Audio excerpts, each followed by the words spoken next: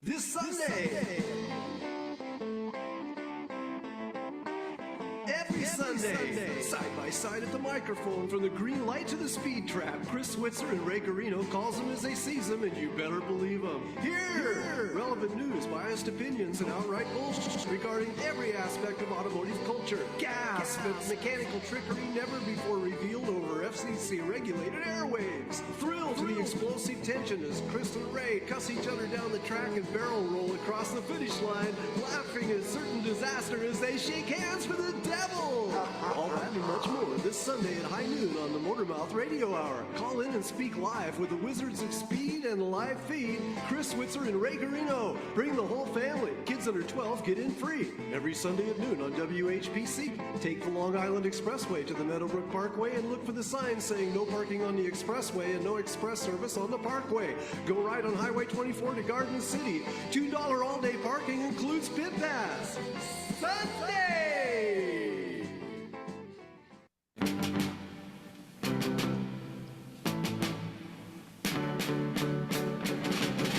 I got a knock a second off to get a trophy run. 1 grand, 2 grand RPM. But keep breaking loose on the line, then I'm done. 3 grand, 4 grand RPM. That's why I'm winding out, I gotta get more RPM. Gotta get my RPMs too. If you're looking to get your RPMs up, your heart rate, whatever kind of RPM you deal with, you've tuned into the right show. You've got MotorMouth Radio, Long Island's only automotive talk show with your hosts, Ray Guarino and Chris Switzer. We're trying to hit the red line today, baby, and maybe we'll do it. I don't know.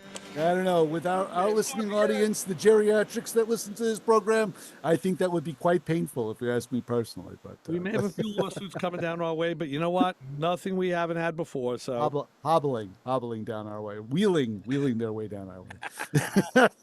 How are you, my brother, on this fine Sunday, on this Groundhog Day? Yeah. Did you see your shadow? I didn't look. I was too busy doing other things. But I woke up this morning, I was like, oh, Groundhog Day, right? What's Punxsutawney Phil going to be saying? It's like, when do we care about a weather report from a rodent? Only like 1 day a year, which boggles my mind. well, watching TV today, I did find that the Punxsutawney Phil in PA, he did not see a shadow. So he said 6 more weeks of winter. Right. Staten Island Chuck. or whoever it is, Yeah. he did. So Staten Island says we're going to have an early spring. That's great. I'll go with that. No problem. We have our finger on the pulse here of weather reports and anything else automotive Yeah. No on this problemo. fine, upstanding program. Got Hey, that. speaking of unrelated automotive, I did some diagnostics on a washing machine this week. Did you? I was literally in awe because the washing machine that we have decided not to spin. It goes into that spin cycle. So Right. when you open up the lid, everything is all still soggy and wet. It's not smacked up against the drum like it should be, and kind of damp. It wasn't. So yeah, I did some research on it on, of course, Dr. Google, mechanic Google, high holy Google did the research and found out that it does have a diagnostic mode. So I was able to, Yeah. I was like giddy. I was like, oh, good. It's like getting on the dashboard and working on, like, in the 70s and 80s on some old Cadillac Eldorado or something, and on the climate control, because at the time, this, you had one you can actually punch in on the climate control, and you were able to get a diagnostic reading from the display on the climate control. And the same thing with this washing machine. So I was able to do it, and I was able to fix it. Right. Able to do a repair.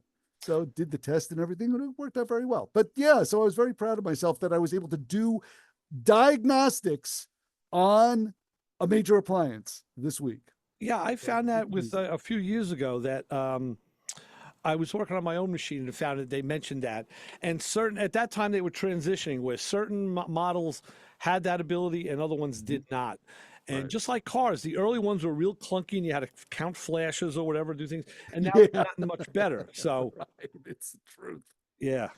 And also, speaking of diagnostics on an automobile, Mm-hmm. I was able to do, had a problem with the Mazda this week. Dawn came back with the car. She says it's running funny. And I said, okay, take mine. So I threw the keys to mine and she took off. So now I'm left with a sick vehicle. But what I was able to do was I tried to run diagnostics on the Mazda. And this car is kind of funny because I have some test equipment, some diagnostic equipment that will not read the code on, won't pull the code. And what in this instance, the problem happened and then kind of corrected itself. Like it was running funny, then it wasn't. So it's almost like it didn't set the code. So my small little Altel, it didn't read the code, but I have a larger, I'm trying to think of them. I think it's called a Cobra, if I'm not mistaken. I used that, and that was able to pull a pending code of a P0304. Okay. So I went, misfire in cylinder 4. So thankfully, cylinder 4 on the transverse engine, on the transverse V6 in that car, cylinder 4 was closest to the radiator. It's 4, 5, and 6 are the ones that you don't have to take the intake plenum off to access the coils. So I just simply swapped out the coil, crossed my fingers, because of course I have coils in stock. So I was able to swap out the coil, and that seemed to solve the problem. I'm like, okay, I think I did the right thing here. All right, good. So yeah, so I was able to, so I had two home runs in 1 week diagnostically. I was very pleased. Nice. And the car, as I'm knocking on wood, are still running well. Yeah, well, that's good. So, people, if you've had a diagnostic hit or miss, give us 516-572-7440 or text us at. Oh, yes, you could text us. Yes, if you got a thumb. Cue the announcer there. That's me. Hello. Yeah. Good morning. It's 203-670-4127. Get you right here on my wooden desk. Right here. Get you right on top of the scenario as it's going on. Yes.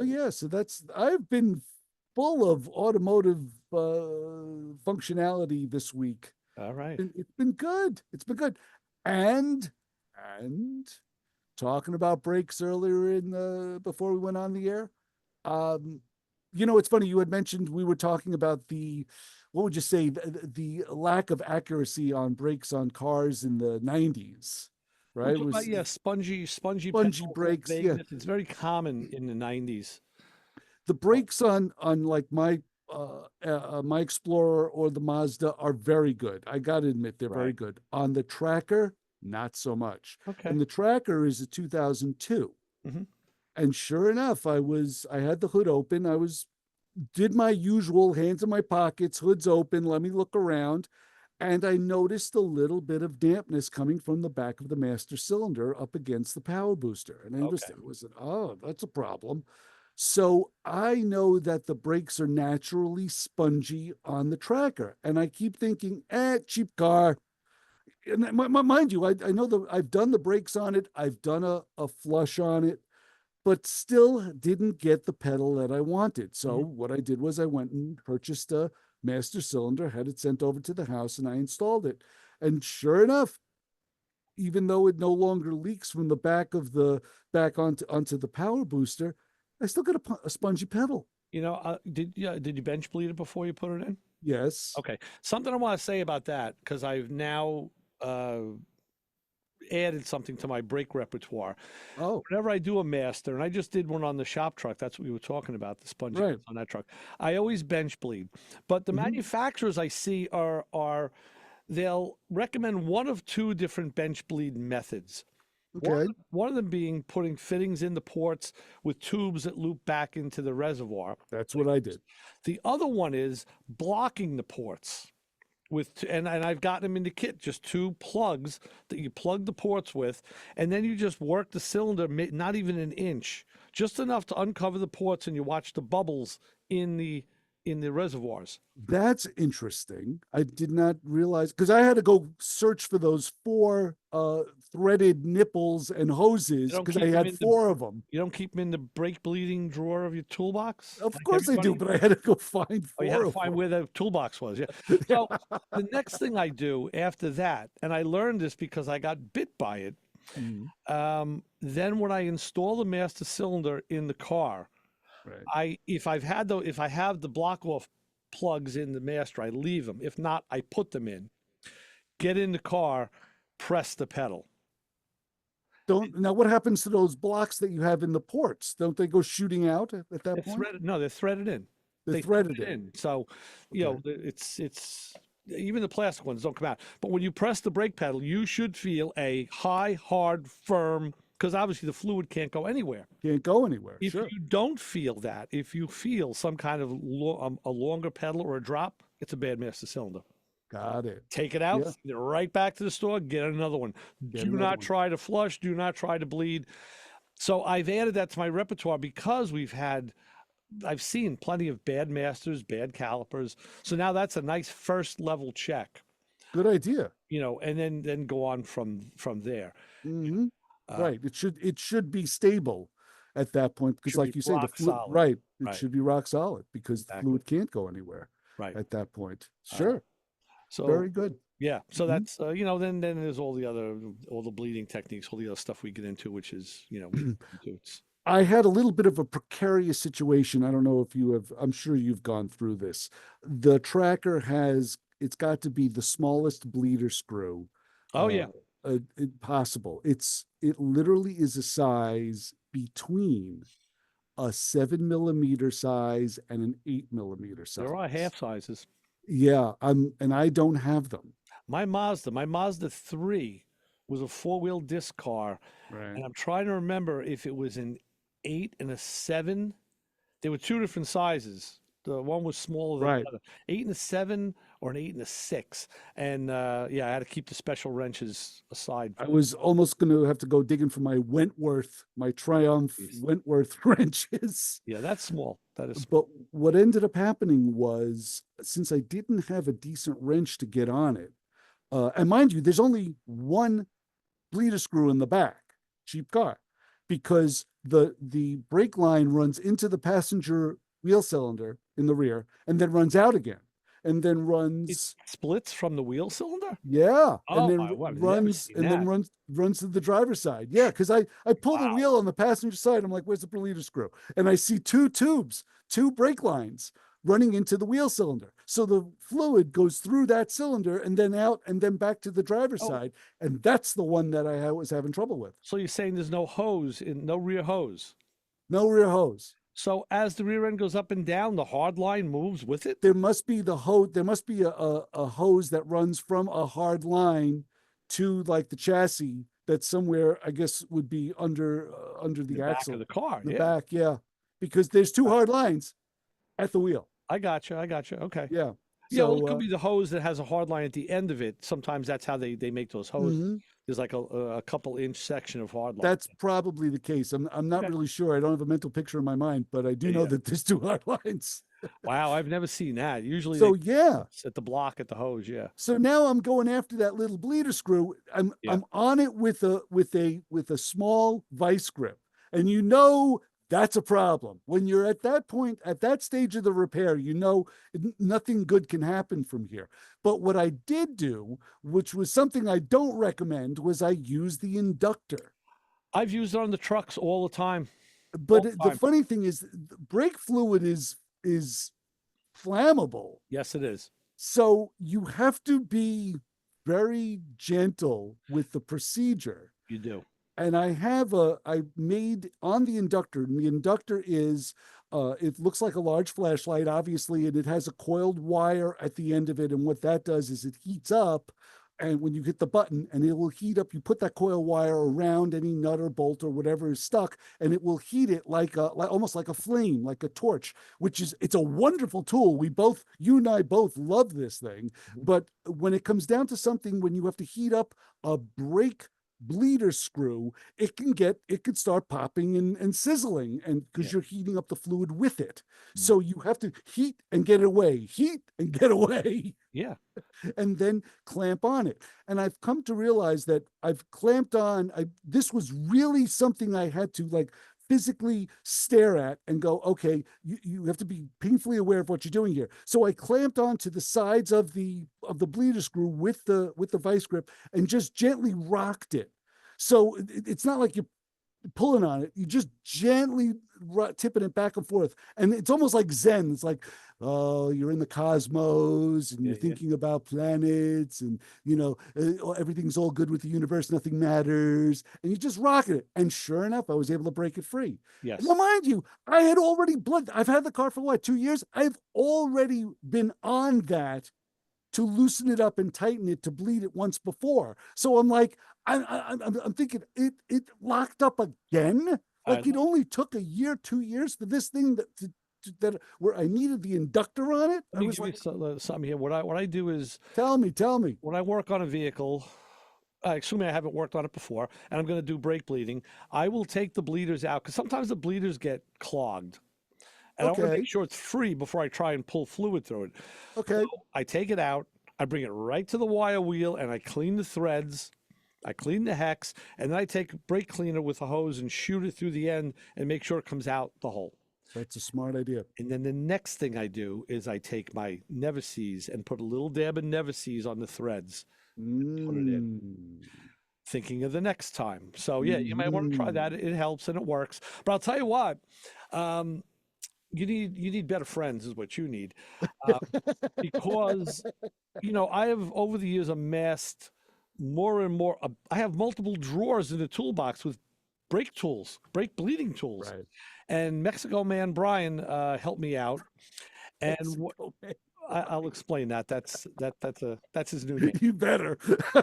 You mentioned vice grips, and I had found. I think I was watching online. Somebody used a vice grip tool that didn't have flat jaws. They were, like a mountain peak, right? Okay. Yeah. To get around a bolt or a nut, it would go around a hex. The peaks of it, would fit like a 6-pointed wrench would. So it's not to tear the point, not to damage the point. Yeah, because the jaws of the vice grip aren't flat. They have points in them that would go around it. And I think Irwin sells them also. I looked in every store, I couldn't find them. And they made a 4-inch version and a 6-inch version. And the 4-inch version is great for getting on brake lines, especially when they're in a tight spot. I couldn't find them, but Brian did. He found me. He sells them on a truck. As soon as I put them on, they sell out. So he sent me a pair of each. I bought a pair of each of them from him. And said, that's great. There's another tool that I'm on the fence with. I think I'm gonna try them. Made by Vim. We've talked about ratcheting line wrenches for a long time, because the problem is you use a line wrench, you break the fitting. Let's just say it breaks free. You got to get on it with the wrench, and you're on that thing for like 10 minutes. Yeah, because you're only moving like what, an inch or a quarter of an inch. You only have that much of a throw. You got to take it off and go back onto it again and do it all over again. Sure. Through time, there have been some ratcheting line wrenches, but they really never worked well. Vim has this tool now. They're ends, and you put an extension on it, and it kind of opens and closes like a ratchet. I want to try them out for that's for the removal process, or the putting it back together. But that's has always been a lament, is that any wrench that's small is not very strong. And when you have a line nut that you have to get off, a lot of times that thing is hermetically sealed to wherever position it's in. So because it's under the car, it's exposed to the weather and the salt and everything, and it is what it is. But when I get on it with some of the better wrenches I have, not even the junky ones, but some of the better wrenches, you could see the wrench actually bending, or you could see it actually distorting the nut. So immediately I question your better wrenches bending. MatcoMan Brian just sent me a picture of a set of sockets with a 5.5 millimeter socket in them. 5.5. Yeah. I think the Silverline set that he sold me, I bought a set of sockets for it. It's 1/4, 3/8, in a travel case in case I got to run out. And I think there's there's a smaller one in there too. So yeah, there are definitely some smaller sockets. Right. Yeah. Those are the things that I gravitate to now, are 1/4-inch tools and 1/4-inch ratchets that are halfway decent. I have one. The rest of them are junk. I do too. I've never, Joe D always did a lot of 1/4-inch stuff because he was always doing dashboard things. I Yeah. don't use a quarter inch. I never have, and I still don't use quarter inch a lot. And at the shop, I'm kind of lacking in those tools. At home, I have a better selection, but why I don't bring them there, I don't know, because I'm running a room in a toolbox. That's why. Yeah, sometimes you just need the quarter inch to get in there, and on the brake stuff, that certainly is a. Doing the master cylinder on the tracker, I worked in all quarter inch, and it worked just fine. It worked just fine. I have a nice quarter inch ratchet. It's got a long handle, so it's not so bad. You get a grip on it. That's really the problem a lot of times with quarter inch, is that the ratchet's that big, so you get a hand on it and you can't turn it. You can't get any leverage with it. So I ended up scoring one that was a little bit longer, like a standard. So how do you explain the 14-inch long quarter-inch drive ratchet I have that has a 3/8 head that MatcoMan made for me? They make quarter-inch drive in all different sizes. Yeah, I'm just saying the one I have. I mean, yeah, of course. You're the tool king. No, I know that. No. I know you are the king of tools. Let's go to the phones and go to the phone and say, hi, caller, you're on with the MotorMouths. Hey, Ray, Chris, John, how are you? Yeah, John, what's happening? What's up, John? Not too much. It's not a top-down day, but... No. Did you get my messages yesterday? I was calling you. Ray, I'm sorry about the tag, but yes, All right, did good. get them. Just wanted to make sure I got the right phone number. John, how's your washing machine, John? How's your major appliances? I was laughing about the diagnostics. I'm proud of myself. You kidding? I got it written down. Look, I have diagnostic codes all written down. Into things these days. Yeah, I was amazed. I remember back in the old PC days, you powered them up and it beeped out like Right. sending out SOS. Now wait. Oh, a minute. yeah. There was a name for that. There was a name for those beeps. Oh, it was an acronym. Shoot, what was it? Power up Right. self-test. Yes, that was. Yes. Right. I knew thought John you would were remember. testing me, right? Yeah, I know, John. Yeah, you lived and breathed that stuff. I know. Oh my God, yeah. But Yeah, good it's stuff. got that built into even some of the cars. You can do. You don't need a scanner. You can go through a sequence, and they'll spit out.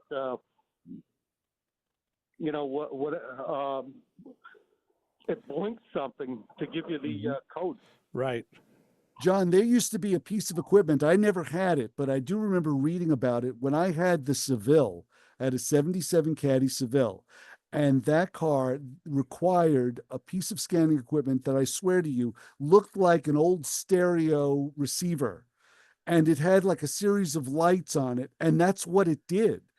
You plugged it into the computer. The Brainiac 2000. Yeah, it was like the Brainiac 2000, and it had a series of lights, and that's what you had to do. You had to your diagnostic chart corresponded with the light blinks, and the red one blinked 3 times, and the green one blinked 6 times, and it was this whole big craziness of equipment that I wouldn't even know where to find something like that.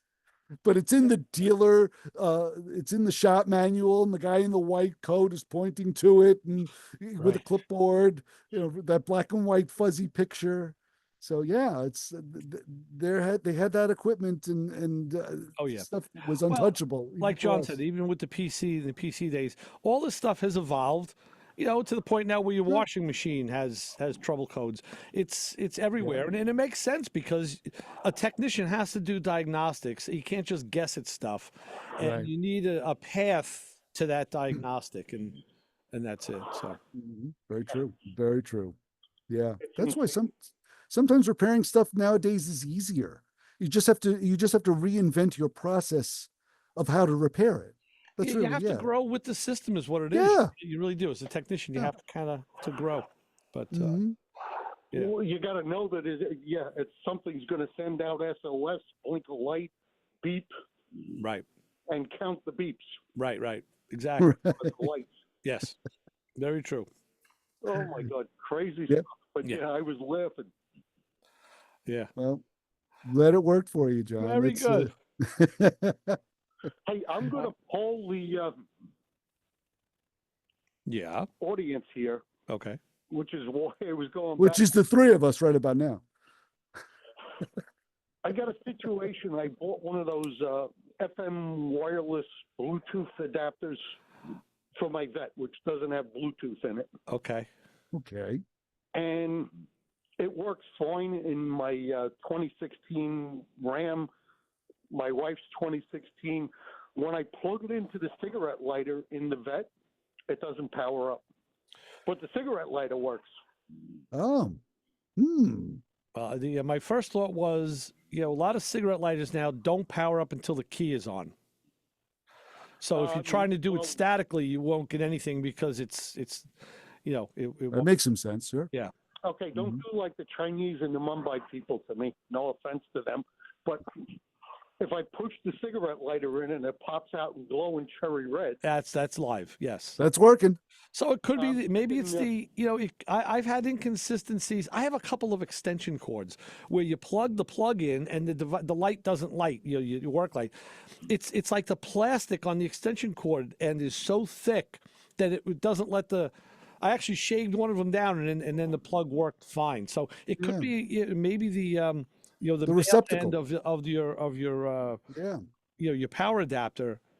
I mean, Put it in, I would give it a twist. push it in, give it a twist, things like that. Yeah, Sure. it's something with. I've done all of that, and if I plug it into the auxiliary plug, which I have in the center console, thing powers right up. Right. So it's the lighter. It's the lighter. It's the lighter in the dash. I think it's a shallow socket. Yeah.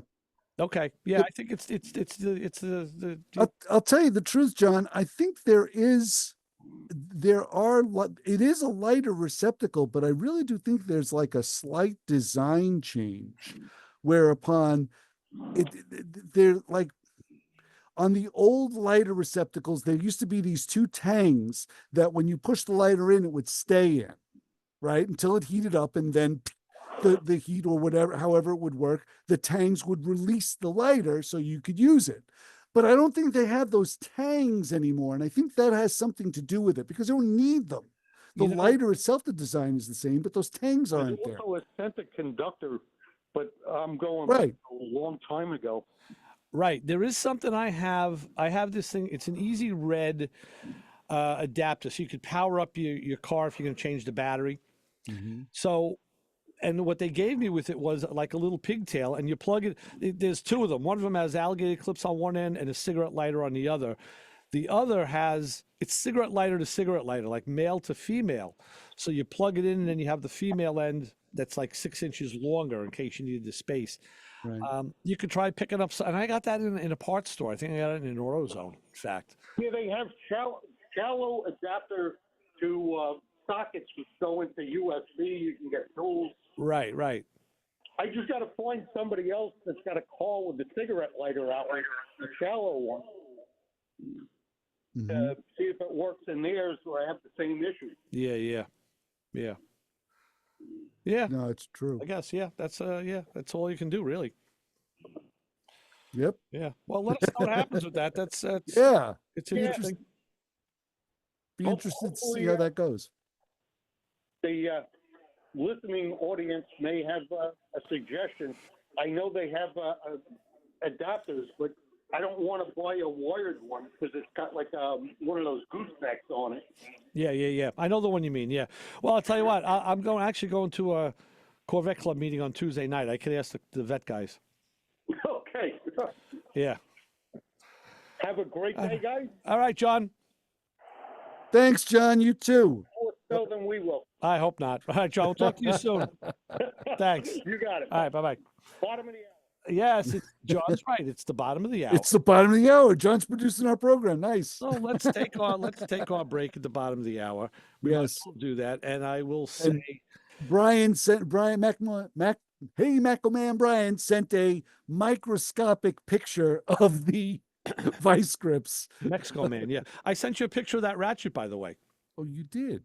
So take a look at that beauty. Ooh, let me see. And keep in mind, that's as a 1/4-inch drive ratchet. That's a nice ratchet you got there. I put it on top of a scale so you can see the length. It's 14 inches. That's a good size for a ratchet, my for getting in there. That'd make me smile. Yes, the other thing that'll make you smile is if you're a proud member of the Nassau Community College alumni. Oh. If you are, you can find out more about the Nassau Community College Alumni Association by visiting ncc.edu/alumni. All righty. And you can find out more about the weather by looking out the WHPC weather window. Yeah. And what do you see, Ray Ray? I see grayness, but I know that it's Yes. powered. WHPC weather is powered by Pantano's Gourmet, who's offering catering for the big game. Yes. So, today it is partly sunny. It's kind of gray out there. Becoming cloudy during the afternoon. High of only 36. It's chilly here today. Tonight they're saying rain and snow this evening and remaining overcast with a low of 32. Tomorrow maybe cloudy, high of 45 at most. And yeah.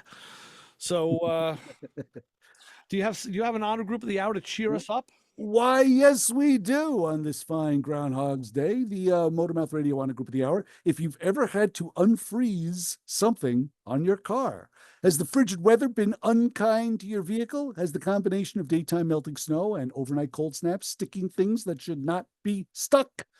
Did you have to spend the morning fiddling with the frozen driver's door lock just to have more success unlocking the passenger side? Once the doors were finally unlocked, did you have to circle around the car to find a door that wasn't stuck shut? Or worse, did you go to yank a frozen door open and end up with the door handle in your hand? Ooh. Once you finally get in, does attempting to roll down the window result in funny crunching noises when you hit the button? So you let the car run or drive around the neighborhood aimlessly in hopes that the blasting heat of the defroster will eventually unstick the frozen windows and doors. So if you had something that wouldn't budge on your vehicle due to the plunging temperatures, then you are part of the MotorMouth Radio Honor Group of the Hour and hope for an early spring. There you go. All right, let's dive into our bottom of the hour break right now. We'll be back with more MotorMouth Radio. We got a little surprise in this break. Let's see if it'll play correctly for me. The first time I'm trying it. And we'll be back with more. Ray Guarino, Chris Switzer on 90.3 WHPC. Keep it going. With answers to your car questions. Give us a call at 516-572-7440. Oh, I should have said the MotorMouth thing.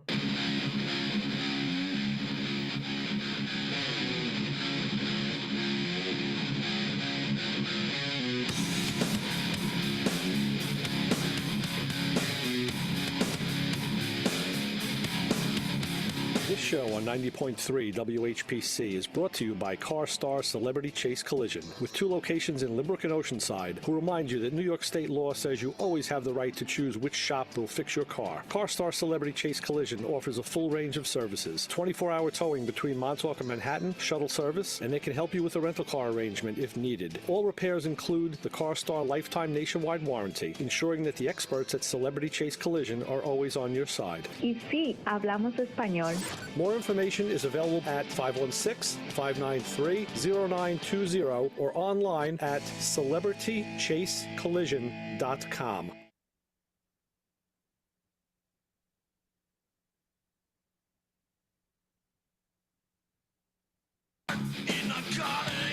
Moving morning, noon, and night. You keep on talking, baby, make my hair turn white. You talk too much.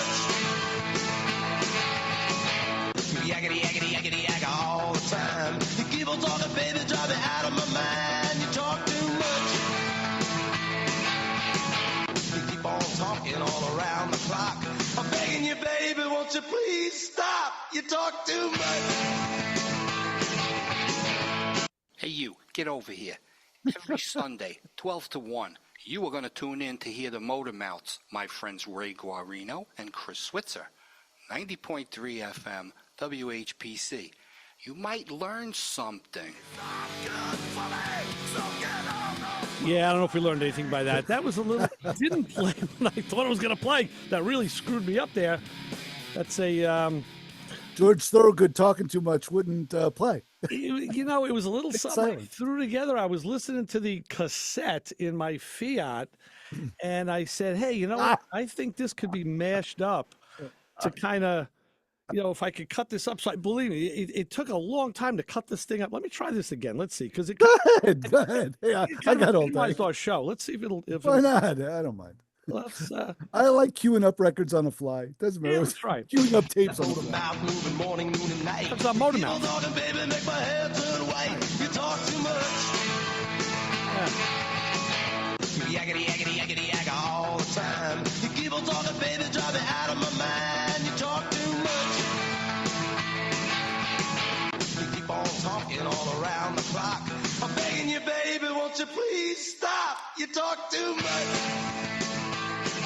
Well, I thought it kind of epitomized the show with all that, but you know, with the music breaks, I don't like the way it came out.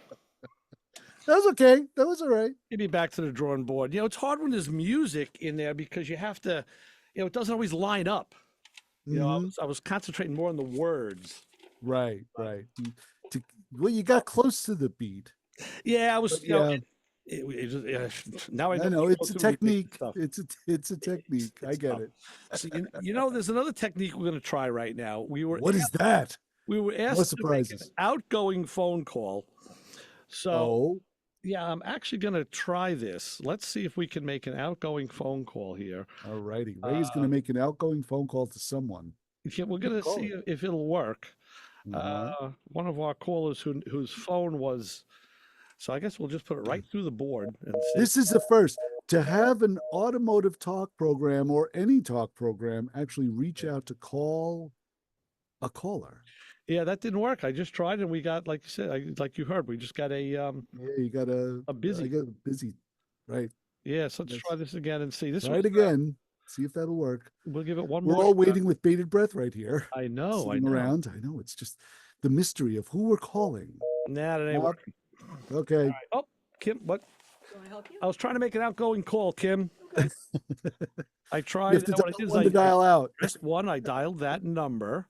You gotta dial 9 first. Oh, 9, right? Oh, You know, I forgot we're at the college. 9. Ah, There you go. there you go. Dial 9 to dial out. All righty. Yeah, See, 38522. Well, The show that is I don't know if constantly, Doc will mind. We'll see. started saying that. All right. constantly mired in I'll technology. bring him up on the board here, All right. and we'll see. Okay. Ah, Things are it looking is good. ringing. Ah, It is ringing. Thank you, Kim. thank you, Kim. Greetings from Montana. There we go. So we have Doc from Wesby, Montana on the line. Hiya, Doc. Hey, hi, Chris.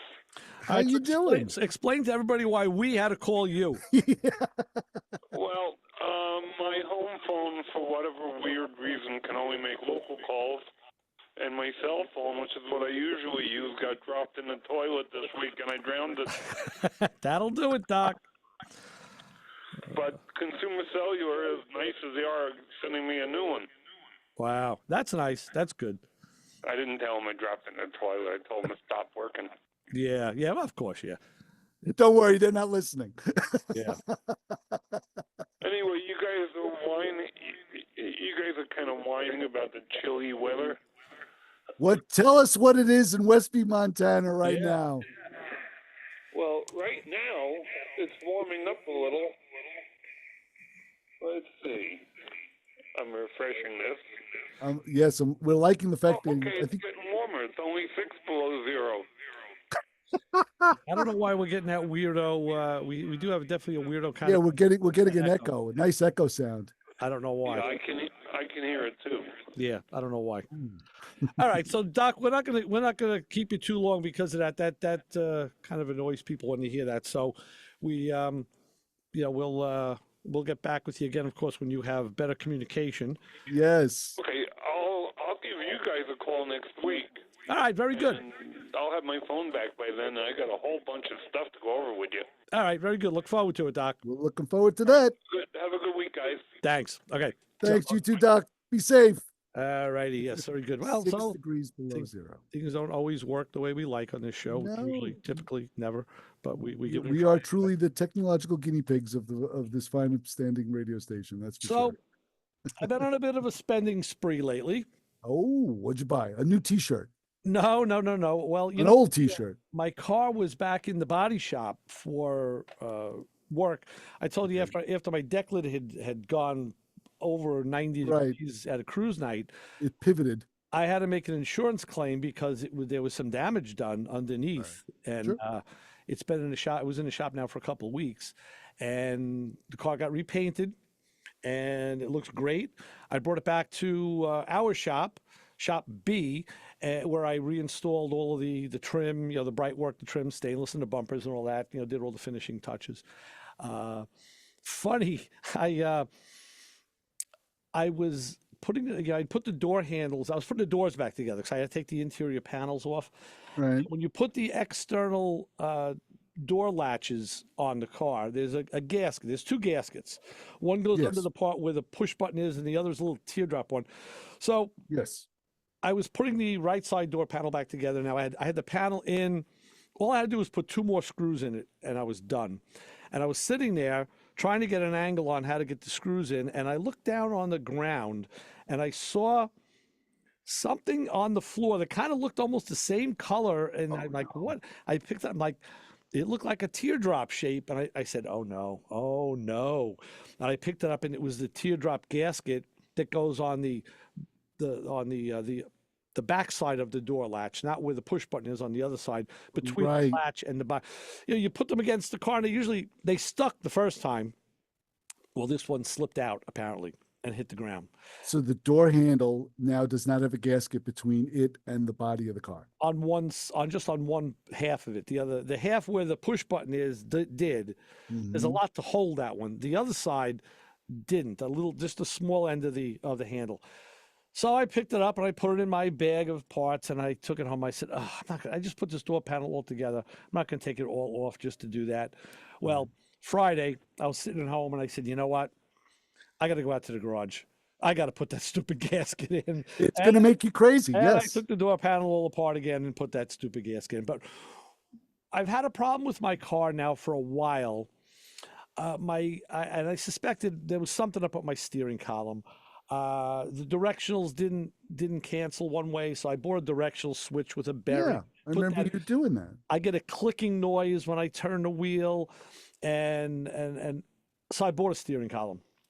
You bought a steering column? Yes, because there's no one around anymore that rebuilds these things. No, definitely not. So I was dealing with Summit, and they have Mhm. their line of columns that was about $340, $350.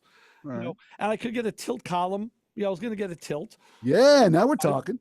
So, but when I was talking to the fellow, I noticed, I'm looking at the picture. I said, okay, now I know a picture isn't always not what you get in the box. Maybe, you know, they use just a stock picture. I said, Right. what I'm seeing is the harness that comes out of the column that would mate to the dash harness. It was a straight flat connector.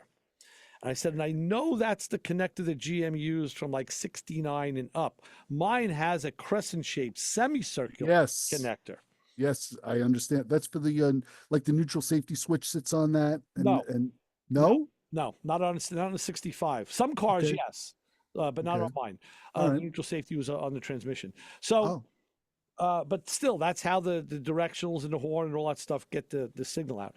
So Yeah. I asked him, is that just representative? Is that just a picture, or is that the way the column comes? And he didn't know. And he said, you know, there were some companies that made a conversion harness to go from the semicircle to the flat. And he's looking, he couldn't find it. He goes, I think I did it. The IDIDIT company has that. He couldn't find it. He goes, well, you know, you can always go with the IDIDIT column, which is a direct bolt-in fit instead of more of a universal fit. So I said, okay, I'm on the website. I found it. I said, okay, it's nice, powder coated black. Everything is the same. Of course, it's like $750. oh, jeez.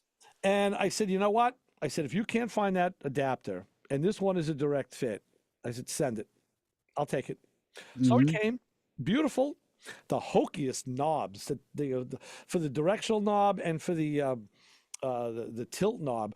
It's a chrome knob with a big black thing at the end of it. I'm going to use the stock knob, the stock levers. You're a stock knob kind of guy. I In this know case, that. yes. But I look Yes. at the bottom of the first thing I do is I look at the column, and it has a flat connector on it. Of course it does. Like so much for direct fit, guys. Yeah, exactly. You got So lied to. Oh, what a surprise. the next day I call IDIDIT. And what did IDIDIT send me? They sent me this. Oh, yeah. You can That's see an adapter. it's It's got the curve, the crescent curved to flat. connection. Nice. It also has with it, it gives me provisions for four-way flashers. Oh, wow. My car didn't have. Your car doesn't have that. So I was still kind of ticked off that I had to spend another $60 on something that should have been in the direct fit kit. Mm-hmm. But regardless, now I have it, and now I can, do that and have four-way flashers, and everything is groovy. Very cool. Yeah, four-way flashes were an option. And some cars did. My Right. 63 and 64 Cadillac didn't have four-way flashers. Oh, they had that, and they had that big chrome box under the dash with a big, looked like it was out of a tow truck. With the big red light on it. Yeah. Yeah. So this solves that problem. It's funny you should mention that. I had a 63 Caddy. I had many of them, but my black one had that very same thing in it. And it looked like you said, it looked like it's something out of a tow truck. Exactly. Not very un-Cadillac like. Right. Well, all cars were like that, pretty Mhm. much. So then what I did is I said, you know what? I'm on a roll. There's one more thing I want for that car that I haven't bought, and now I want to change the seats. I've been dealing with a seat Finally. issue for years. And Yes, you have. Ames, the Pontiac place I deal with, has these seats. It's actually a Pro Car seat, which is made by Scat. And they look like they're like out of a NASCAR. They have side bolsters up here and bolsters on the bottom. They definitely don't. And you want that in the car? Yeah, they definitely are not correct for. But I'm not. The seats in the car, the 65 seats, are just flat and square. Right. There's no side bolstering. No. But the thing they did with these seats is what I was trying to get done, many years ago with the fellow out here we were dealing with. Right. They put the vinyl in the insert in the top and bottom of the seat, the diagonal vinyl pattern with the Pontiac arrowhead that is correct for my car. That's interesting. Okay. So the vinyl will be correct. The seat will be wrong, but the seat will be comfortable. And that also has an 8-way tilt to it and a locking back, which is nice. Wow. So interestingly enough, Ames had them for like $1,700 for the pair. Then you have to buy the adapters for the tracks, the mounting brackets. Okay. $109 a piece. So there's another $218, right? So look at you. And I verified that they were going to be drop shipped from the manufacturer. And also, I said, how long will it take to get these? He goes, about 4 to 6 months. I was like, what? What? I said, okay, I'll get back to you. Because I had the OPG catalog there. The OPG catalog showed the same seats for $13.99. Right. Less money. Yeah. Their tracks were only $69 a set, right? Right. So I called OPG, verified all of that was correct. The pattern was correct and everything. I said, all right, what's the wait time? How long will it take to get them? He goes, 4 to 6 weeks. I was like, sold. So, now, good for you. I love it. I will wait because when I pull the driver's seat out, that's when I'll change the column because I can lay on the floor then and work. Got it. Without the seat in my way. Smart idea. Yeah. So then I will finally have the interior done to the way I like it. And there's one more thing I want to change. I'm going to change my car, Pontiac in 65, wanted to be a little classy, and they put a wood grain applique on my dash where the gauges are. There's no wood grain anywhere else in the car. Right. My console is silver and black, ribbed. There's a silver and black ribbing on the bottom on the dash where the knobs are on all. So silver and black ribbing is kind of the theme for that car pretty much. But they did wood. But they do make that applique in the engine turned aluminum. That's what I was going to ask you.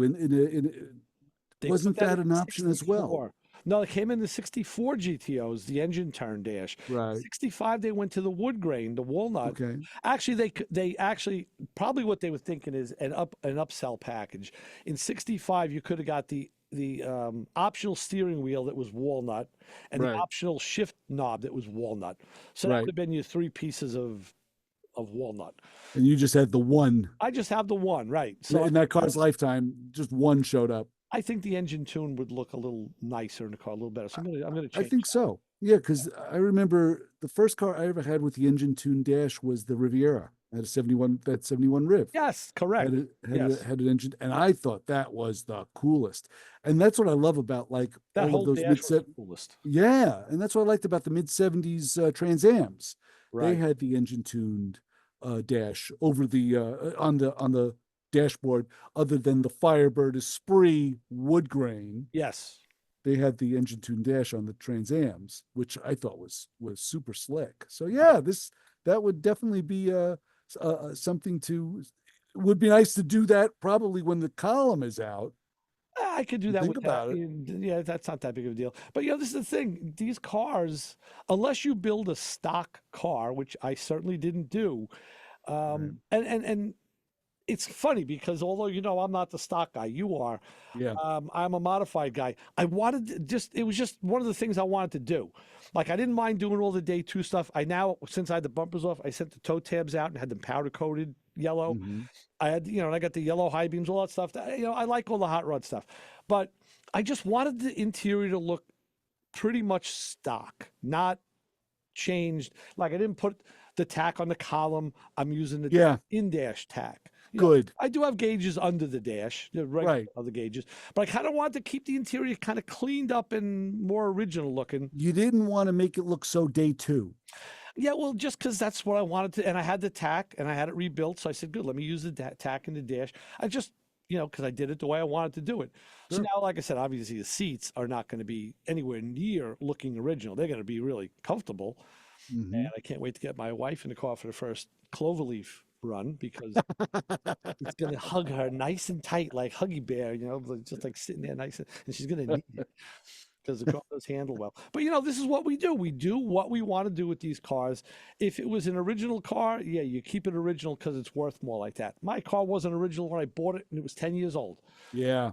Yeah, that car was always messed with. Yes. From the second you got it. It's been a rolling test bed since I've owned it. So I have no problem with changing things around. So no, in that case, you're absolutely right. The thing that I always made fun of you about was you had to fix all of the sins that you applied to that vehicle as you were growing up and learning. That's true.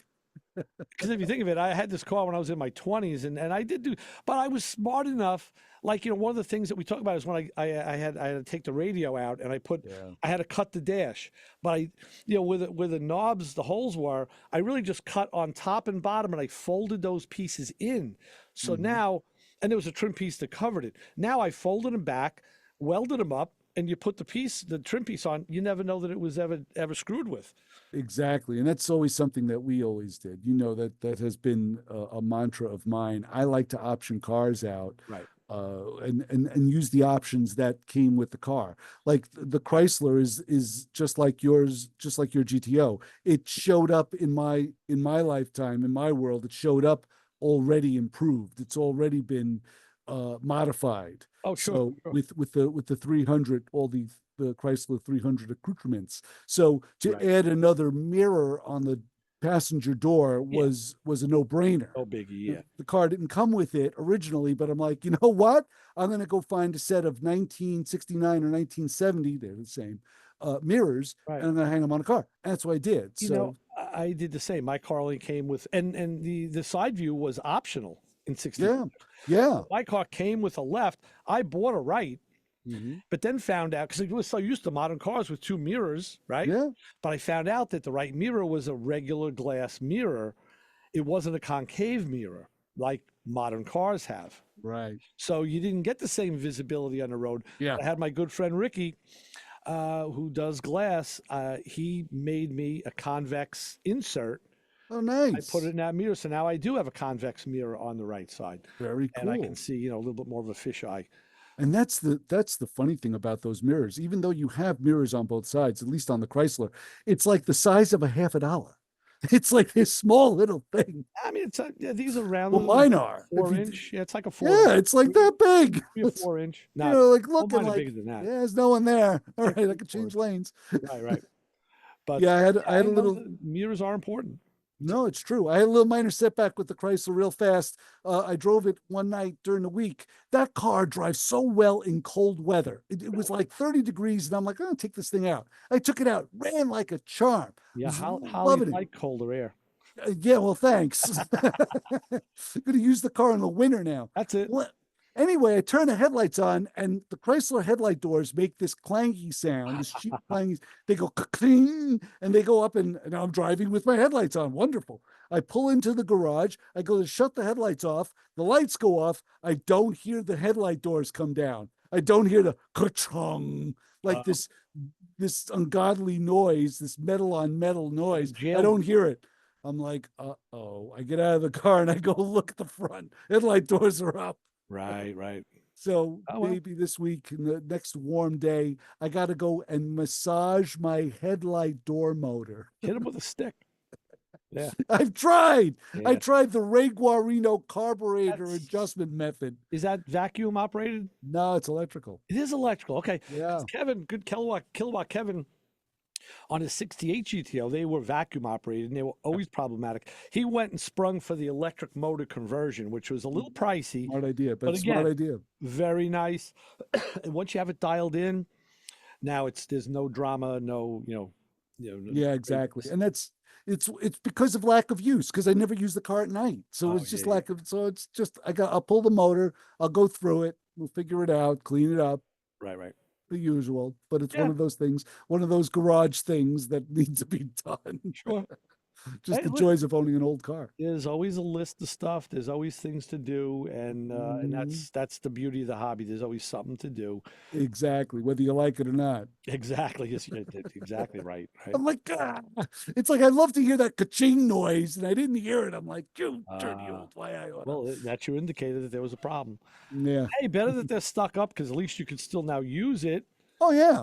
No, not a problem. Unless you're driving at night in the darkness of Connecticut and you hear ka-chunk.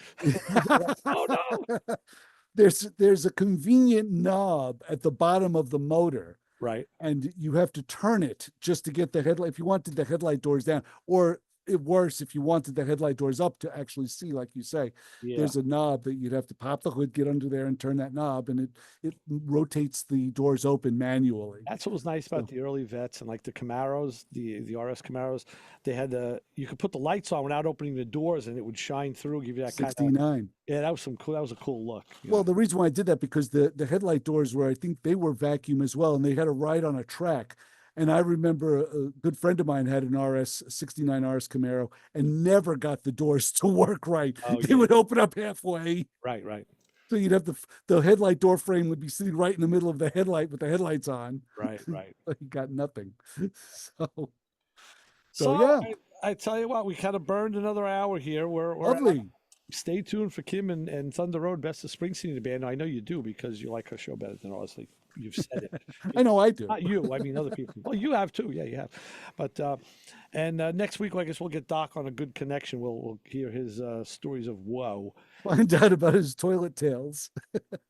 And we'll find out. Like I said, I've been working on the shop truck to get a good brake pedal. So far, it's kind of spongy. I don't know. Even Eric, the car guy, said, you're not going to get it on one of these trucks. I'm trying, and I couldn't do it either. But I'm going to try something this week. I'm going to try a couple things, and I'll see if I can make a... yeah, let me know, because I'd like to see if I can get the tracker's brakes a little bit better. I actually adjusted the rear shoes, and it's... You got to talk to MatcoMan Brian, get yourself some better tools. He'll hook you up. It sounds like a plan. Not a problem. All right, so let's get out of here. For Chris Switzer, Ray Guarino, MotorMouth Radio, over and out. Chris, what do we tell the people waiting for me in the parking lot? Don't follow us home unless you have a better tool. Exactly. And you're going to go against me. You better have something good because I'm bringing it.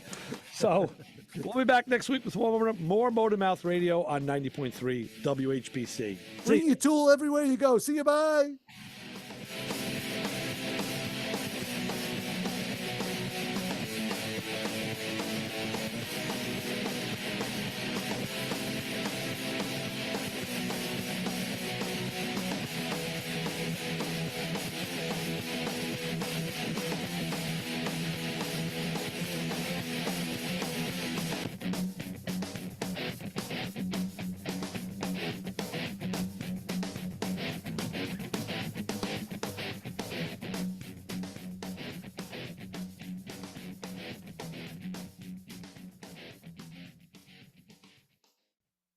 This show on 90.3 WHPC is brought to you by CarStar Celebrity Chase Collision.